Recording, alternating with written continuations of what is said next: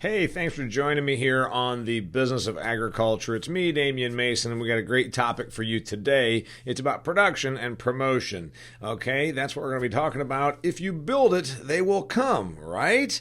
That's the old thing from the Field of Dreams. But if you produce it, will they come to the trough? The discussion that we're going to have today about the mix and sometimes the challenge in the business of agriculture, where we got production on one side and we got promotion or just consumer trends on the other. The business of agriculture, before we go any further, is sponsored by Harvest Profit. My buddy Nick Horeb founded Harvest Profit. It's a software solution for your agricultural enterprise. If you have an agricultural business, which you do, you might need software to manage all of your inputs, all of your costs, all of your outflows, the farms you have, where the money is going. Listen, man, it's tight out there. Why not have the right tools? If you needed a tool in your shop to do what you need to do to fix the equipment, by golly, you'd have the right tool. Why don't you have that in your office to run your business? That's Harvest Profit. Go to harvestprofit.com.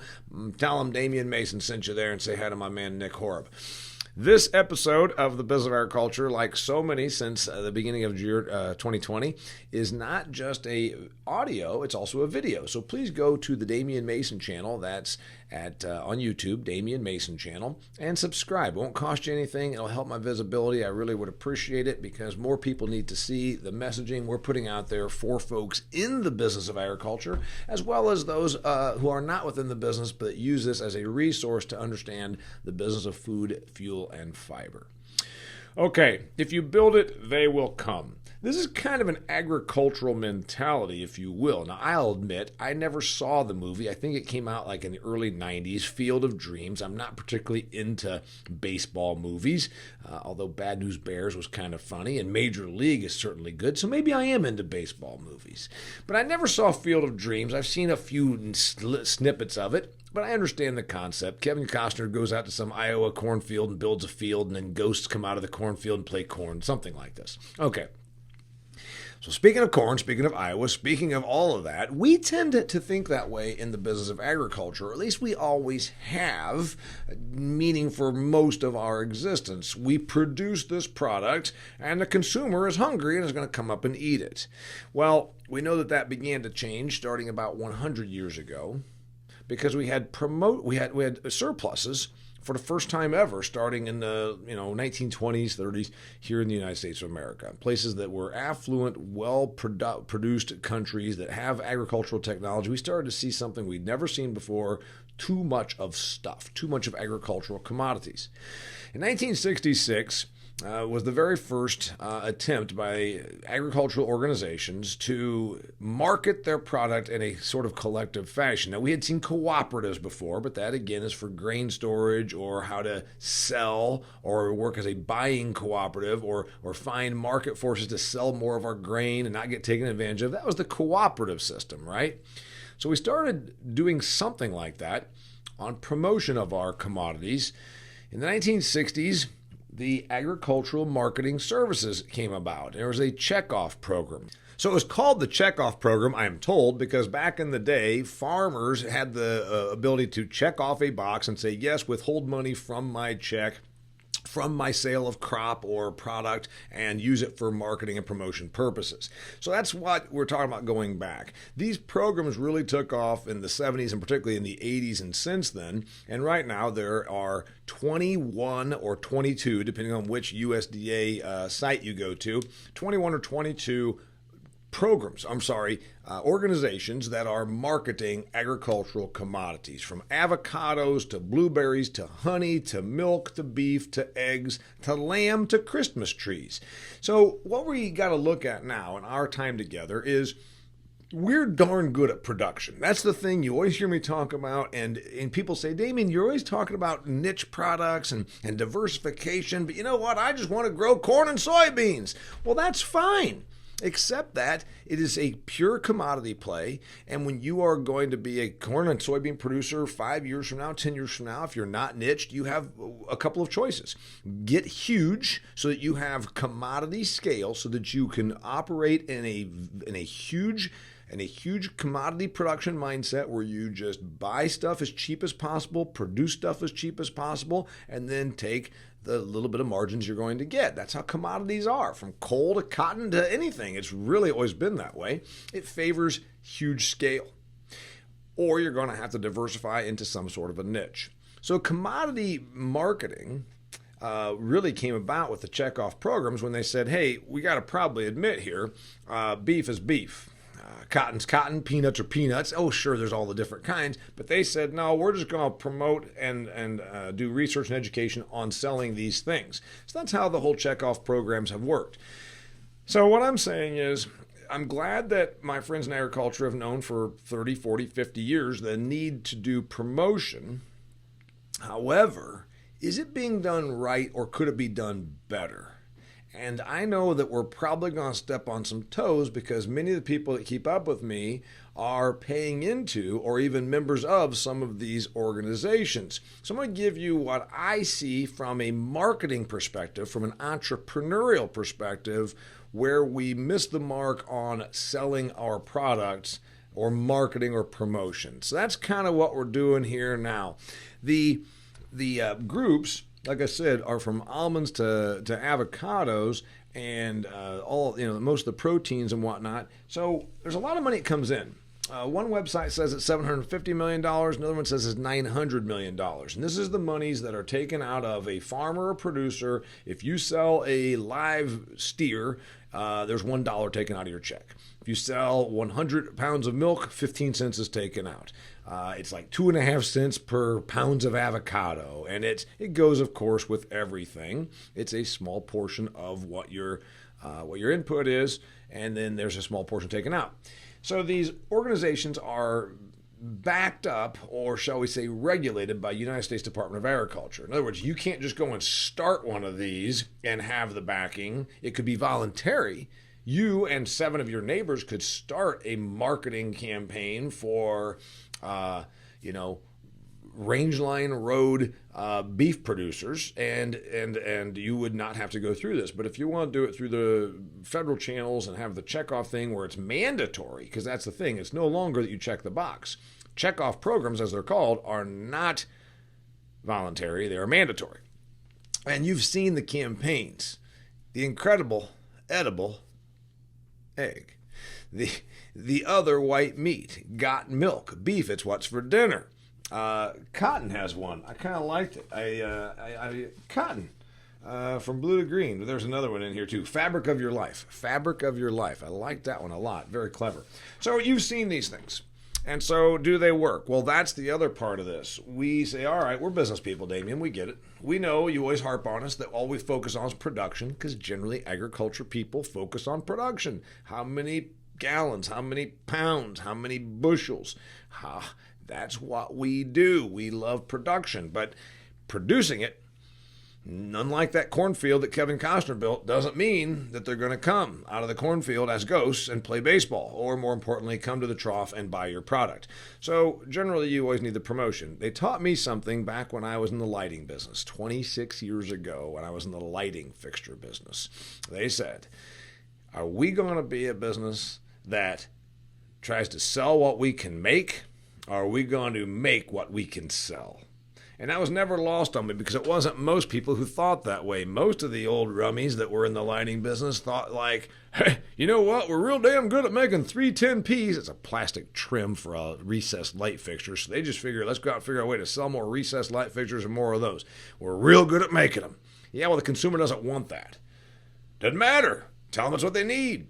Well, they want white trims and not black trims because it flows better with the architecture. Yeah, but those white trims don't control the glare. Consumer doesn't care. Consumer wants white trims. And what did I hear again from the engineers? No, you got to sell them the black ones because that'll actually do what we. That's how we designed them. Plus, that's what we're good at making.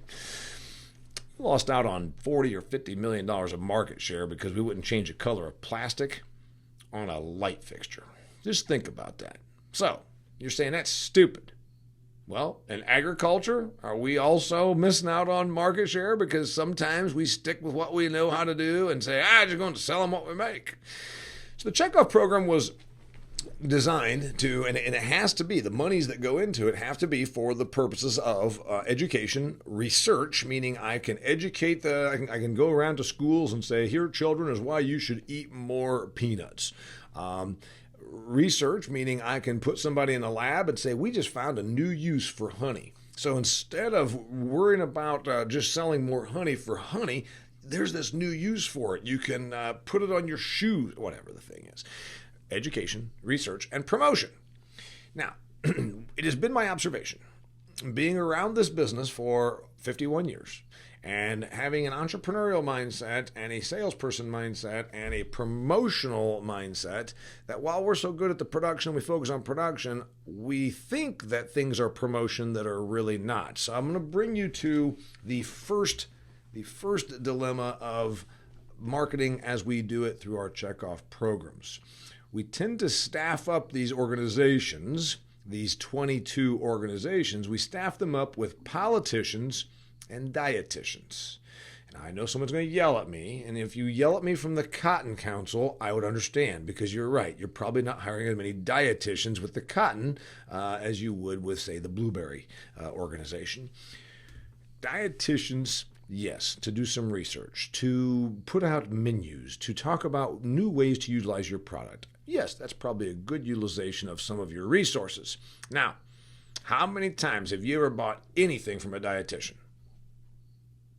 I'm waiting. When's the last time you bought anything in your life from anything from a dietitian? Did you even buy their dietary advice? Because generally people eat what they want to eat what makes them feel good. And I don't mean feel like, oh, I'm going to run a marathon, like it just makes them happy. I'm not sure that dietitians are going to sell a product or move the needle on any of our agricultural products. Now, let's talk about politicians. When you have an organization at the state, regional, or federal level that is inherently a bit like a hierarchy and a bit like it's not a production organization. They don't make the widgets. They're supposed to be researching, educating, and promoting the widgets. Usually these organizations tend to then find others within the industry that are in a bit of a political role and move the politician in there. Most notably, and this is not invisible to our consumers, here is a headline from the Milwaukee Journal Sentinel. Milwaukee, Wisconsin, top 3 dairy producing state, right? So they are not exactly happy at the dairy producing state with some of what they see happening in their state with farms going out of business. Now that's the economics of it. You've heard me discuss this. Some dairy farms are just going to be scaled out because, again, it's a commodity product, and if you're out here milking cows the way I did in 1982, it's probably going to be an issue. But the Milwaukee Journal Sentinel has this, talking about a nonprofit that's supposed to promote dairy pays its leaders millions while the farmers who fund it are going out of business. And they're talking about Dairy Management, Inc. Now, most notably, when I talked about staffing up with politicians, U.S. Secretary of Agriculture, former U.S. Secretary of Agriculture, Tom Vilsack, under Obama, joined Dairy Management, Inc. in 2017. So, is he a dairy farm guy? I don't know. Does he know how to sell milk? I don't know. So these organizations hire politicians believing they will help them with influence. Now that might be true and it might help, but also maybe they got their job because of their influence, not because of their ability to go out and sell more product using their influence. Case in point, Tom Vilsack makes almost $1 million a year to be on the Dairy Management, Inc., the program, the organization that is supposed to be out researching, educating, and promoting milk. He's a former politician. Has he ever sold anything, marketed anything, owned his own ad agency, ever been an entrepreneur? No, he's a politician. So there are a lot of politicians in these roles. Problem number one that I see from an outside perspective with the organizations that are funded to help hire or promote and move our products is we use a lot of dietitians and politicians when instead we should probably look at ways to bring in entrepreneurial thinking promoters, salespeople to move our product. I'm going to get to the next several points But before that, I'm going to tell you about my sponsor. That's my good buddy Nick Horeb and Harvest Profit. I told you about harvestprofit.com. He writes blog articles that you can use to apply to your own business. But if you have an ag enterprise that needs a software solution to help you keep the nuts and bolts all straight, to keep the dollars in and the dollars out figured out because it's a business, go to harvestprofit.com, check him out, and then get yourself a free 14-day trial. You can use their product for 14 days. You also should follow Nick Horeb, H-O-R-O-B, on LinkedIn. Okay, so second problem that I see with the marketing that we do, because again, we produce great stuff, and we've got to then figure out how to move it, how to spend our money that is now coming out of the paychecks to get some bang for the buck. Secondly, if I was in sales, as I was with Cooper Industries, we knew what my numbers looked like. We knew what my numbers looked like. We know what how many light fixtures we sold of each product and type in my territory. We knew what the volume was like, and sometimes we even knew what kind of margins they were at, because some places are getting a little better deal than others, and it's easy to fire sale stuff, but you don't make any money at it. Are we doing that with our investment at the agricultural level that comes out of our checks? And so I think we should really look at what is the ROI. And this is tough, I will admit. This is tough because trends and marketplace fads, and then even external events, coronavirus, and grocery stores running out of stuff are going to change your sales. But have we really ever looked at them over all the years that we've been doing this stuff about the ROI and the accountability and what the salesmanship looks like for the money we're putting into these programs? Now, one thing, the beef website, checkoff, beef, it's what's for dinner. They quote a professor from Cornell University that says for every $1 invested through the beef checkoff program, they yield $11.20 of return. I believe that these things are difficult to calculate. How did one do that? Was it based purely on sales? Was it based on positive impressions by people that are consumers at the meat counter with American beef? What are we saying that return was? What was that $11.20 return on $1 investment based on? I'm not saying that anybody's lying. I'm saying that these numbers become more difficult to punch out and calculate than sometimes we want to hear. You hear this also. Oh, we need to buy a new stadium for the Colts in Indianapolis. I said, well, why? I don't want to pay for that. Some billionaire to play 8 football games down there? I love football, but it ain't for me to pay for their stadium. But you didn't think about the economic impact that football stadium is going to have. And then they run some numbers and they quote a professor from Indiana University, and all of a sudden we're paying $1 billion for a stadium.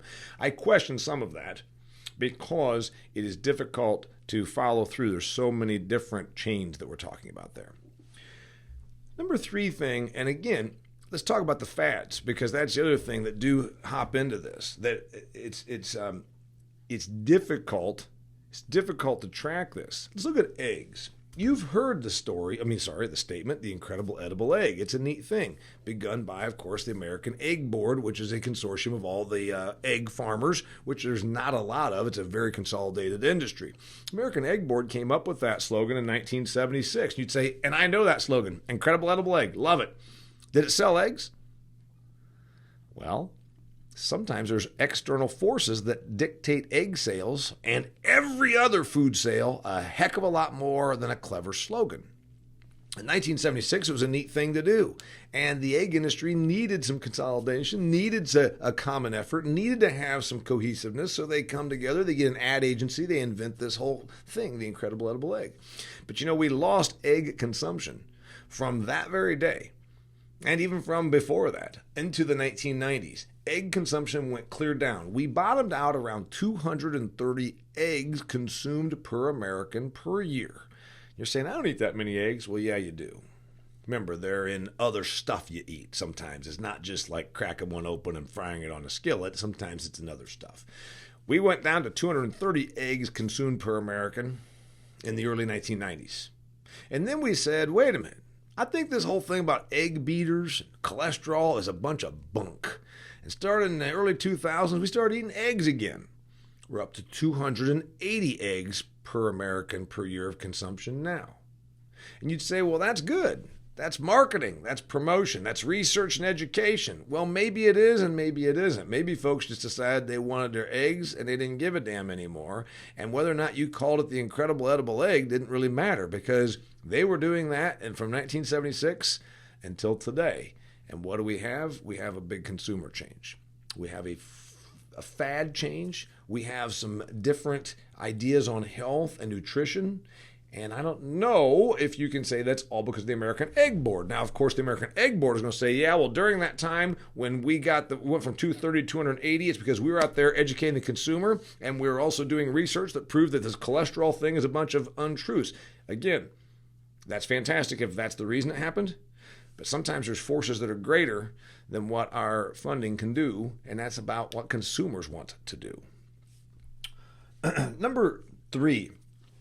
I think that when I look at a lot of this as an ag guy, I find sources that our consumers never see. And that brings me to the third flaw that we sometimes do when it comes to selling our product. And I'm saying this also because if you are on the boards, of any of these things, from National Corn Growers to Kentucky Soybean Association, think like this. Because what we must do to be successful is think like our consumers. Our consumers do not go to the Indiana Corn and Soy Alliance website. They just don't. They go to Facebook and they go to Twitter and they go to their kids' soccer games. And they will see our messaging if it is where they are. Remember, consumers don't look to find our messaging. They go where they look already, and if it's there, they will see it. Does that make sense? I'm sure an Indiana Corn and Soy Alliance has been a group. They've hired me. I love those people, good people.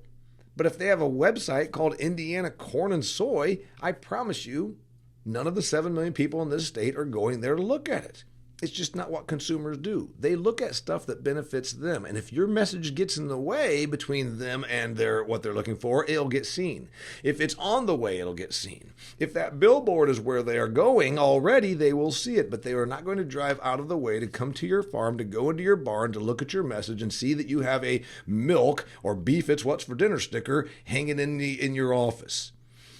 That's what we're talking about. Where is the messaging, and is it going to where the consumers are? Which brings me to, websites that no one goes to. Recipes on a website that nobody goes to are useless. So we need to get our message more to where the customer is. Number four suggestion that I would give to anyone that is in the business of marketing and selling our products. Because I'm always pointing out, let's lose the commodity mindset and become marketers. Let's go niche. Let's go this, because we've already got the production thing handled. But if I'm going to sell anything, softwood lumber, they've got a checkoff program. Blueberries. Even, what's the one I saw? Mangoes. I don't even know if I've even eaten a mango. They've got a checkoff program. So if I need to sell more mangoes, one thing that I'm going to do? I'm going to stop promoting mangoes to mango farmers. You're saying, Damian, of course you are. Why would you do that? We do it all the time. In agriculture, it's our favorite thing to do. What we love to do is tell our producers how wonderful their product is. Potatoes, they've got a checkoff program. They've hired me. I've worked for potato people. They make really good potatoes, but they do not need to be told in Idaho or Washington State, hey, you know what you're really good at? Making potatoes. God, I love your potatoes. Your potatoes are the best. You're the best potatoes, the best potatoes, best potatoes. They already probably believe that. Let's go find people that eat potatoes and tell them. I made the point. Everyone I know that has a pro-milk dairy messaging magnet on their refrigerator is a dairy farmer. They probably don't need that promotional item. They're already vested in your product. So we need to get our messaging to the consumer, not to the producer. That's point number 4. Number 5, as I see it, as a marketing-minded entrepreneurial guy. And yes, you're saying, Damian, I forgot. Hey, wouldn't be me if I didn't promote myself right now. Do Business Better is my book about entrepreneurial business. Yes, I have pages marked in here. This is my desk copy that I reference. It's about running a business. And so I wrote this book for people like you that are business-minded. If you have not picked up your copy, it's available as a hardback, as an ebook, and through Audible. You have to buy the Audible on Amazon. You can buy hard copies from me at DamianMason.com. All right, well, we're talking about business. This is the point. Fifth thing, as I see it, from a marketing thing, if we want to sell more of our stuff, commodity, whatever, and again, if you're on the board of any of these organizations, don't be silent. And I'll tell you why. It's your money. It's your money that's being taken out of your paycheck. Be vocal. Be business-minded. Don't just go in there and squawk and bitch about how hard you work, raising cotton. Go in there and say, hey, I think we need to do this, and here's the points. A cohesive strategy that is consumer-oriented, that actually brings together what other messaging is out there. We tend to have a lot of shooting from the hip. Well, we've got this thing going on, and we got the dietitians went over there and talked about the value of nectarines and or almonds or pecans or whatever the commodity is, and then we got this person that's out here that has a Twitter page, and we're going to sponsor them. Well, what's the purpose? What's the strategy? Who are we trying to reach? You don't need activity until you have strategy. Think about that. Hey, I go to the gym every day. What do? Well, I twiddle my thumbs. If someone tells you I go to the gym every day, I should be getting results. You say, well, what are you doing when you go there? Well, I drive in there and I get all dressed up. I put on my workout clothes. Then I go over to one area and I go like this. And then I go to another area and I drink water. And then I go, okay, wait, you did the work and you made some activity, but did you have a strategy? What about if you went in there and actually talked to a trainer and said, what should I be doing to get results? And they said, we should start by warming up on the bicycle and ride a mile on the bike. And then we're going to stretch because you're getting older. And then you know what we're going to do? We're going to go to some weights, and we're going to work with a mid-level amount of weights, and we're going to try and attain strength and bone density. And see, we just had a strategy. It wasn't just activity. It was strategy behind the activity. Same thing with what we do to sell a product. Is it cohesive? Is it consumer-oriented? Are we getting to the consumer where they actually already are? Or are we asking them to come to us? Because guess what? They don't come to the Ohio Mango Association.com to figure out why they should buy more mangoes. They're not going there. They're somewhere else, okay? Find them where they are. And then, of course, is there strategy behind the activity? And is it cohesive? Are you in Ohio with the Mango Board doing the same thing as the people in Oklahoma at some general level? So, if I were going to be in the position of helping a commodity group move more product, I would work on sales and promotion as my helpers versus politicians and dietitians. I would make sure there's some degree of understanding of what the numbers look like. Again, when I was in sales, we knew what I sold. We knew what my territory did. We need to do a little better tracking and accountability of the people that we have that are making this money. Websites and promotion. That's nowhere that the consumer already is. That's number 3 problem. Number 4, we promote to the producer instead of promoting to who can actually be a customer. The producer's already bought in. The producer already loves avocados. Go and sell avocados to Super Bowl party goers. That's who needs to buy more avocados. And then, of course, is your cohesive strategy consumer-oriented, and is it working in fluid conjunction with everybody so you're on the same page, and do you have a strategy beyond just the activity? Printing up bumper stickers and handing them out, I do it. I give away bumper stickers. You know that if you've been in my audience. I give away bumper stickers as a cool thing. But if I was a marketing person, I would not just be throwing bumper stickers around until I said, wait a minute, that's cool, but who do these need to be in front of? Where is a person that might actually be our customer? Let's go to them first. Those are the marketing and commodity promotion things, flaws and room for improvement as I see them. I give you my top 5. What brought this up? Well, I've got a new role, and I wanted to make sure you knew about it here on the Business of Agriculture.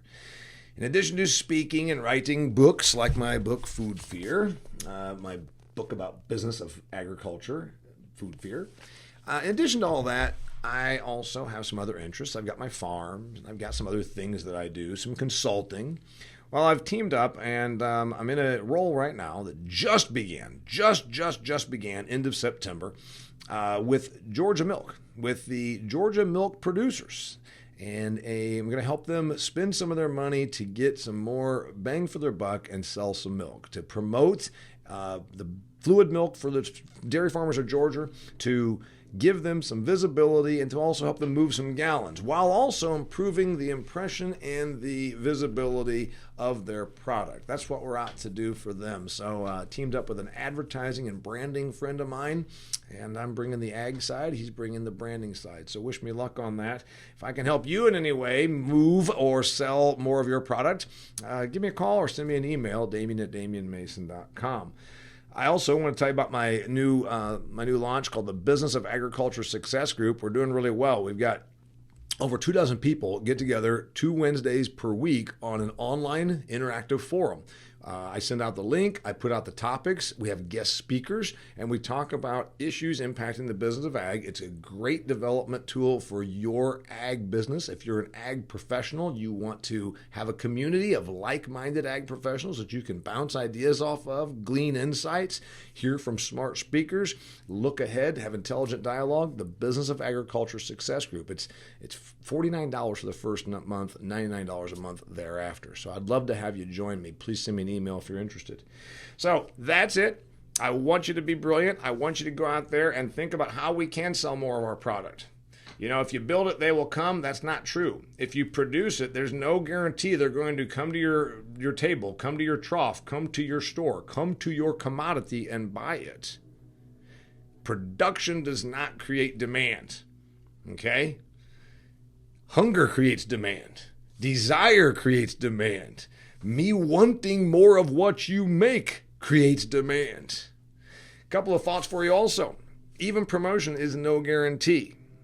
Hass Avocado Commission, that's the avocado checkoff program, is proud to say that avocado consumption, I wrote it down here, has tripled in 20 years, actually 19 years, has tripled. We're up to a little over 8 pounds right now. Tripled avocado consumption. Is it because of the avocado marketing, or is it because it just became popular, or is it because demographically we have become a more Hispanic country than we were just 20 years ago, and that is who eats more avocados? Not being mean, it's a true statement. We all know that certain individuals and certain people from different backgrounds eat different stuff. It's probably a mixture of everything. It's probably a mixture of some good marketing. It's probably a mixture of some good timing. Let's talk about beef. We're hovering around 58 pounds of beef consumption per American per year right now. That's up from its low of the recession, 2013, 2014. We were about 5 pounds lower than that. But it's way off of what it was when Beef, It's What's for Dinner first aired. Beef, It's What's for Dinner first aired 30-some years ago. And you know what? We were eating about 20 pounds more beef per year then. So if it didn't help us sell more beef, what's the value? Well, maybe it kept us from eating less beef. So marketing and promotion is always a challenging situation. You always have the issue of demographics. You have the issue of recessionary economics versus very good economics. You have the issue of health concerns. Somebody comes out with a new study, and then that changes everything. And then you have the reality of fads and trends, which is why I put this out in my book. There's a lot to hear about fear, but there's also a lot about fads and trends. So I encourage you to pick up this book also. I very much appreciate you joining me on this episode of the Business of Agriculture podcast. Drop me a line. Also, if you have an idea for a future episode you'd like to see a subject covered, I get great guests on here. Drop me a line and I'll do what I can. Damian Mason, thanks for being here. Last reminder, this website or this podcast is sponsored by Harvest Profit, so please go to Harvest Profit and check them out. He's a great dude, Nick Horeb, and he's got a good little company out of Fargo, North Dakota. He serves customers in 26 states and 4 provinces. It's a software solution that will help you be more profitable. HarvestProfit.com. Till next time, thanks for being here. It's the Business of Agriculture.